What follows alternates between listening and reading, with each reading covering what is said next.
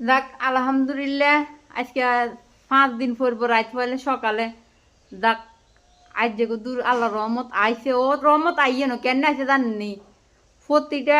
আমরা গ্রামের ভিতরে প্রতিটা বাড়ির থেকে প্রতিটা ঘরের থেকে 50 টাকা করে তুলছে আমার তো নিছে না আমার তো 50 টাকা নিছে নেনের পরে সরকারি লোকেরা আইয়ে না কারণ ঠিক করতো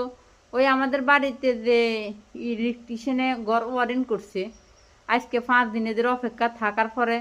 এরপরে গ্রামের একজন আমার ভাই হয় সম্পর্কে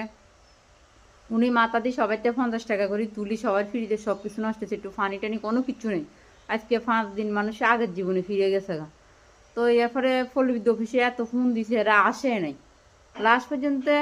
আমরা একজন মাথা হলা ভাই টাকা তুলি ওই ইলেকট্রিশিয়ানের বাইরে আনি লাইন ঠিক করি টাকা দিই তারপরে এখন কারণ আইছি যাক তারপরেও আইছে শুক্রিয়া কিন্তু ওরা নিজের কর্তব্য পালন করছে না এতটুকু সাধারণ মানুষের ভোগান্তি ফেলাইছে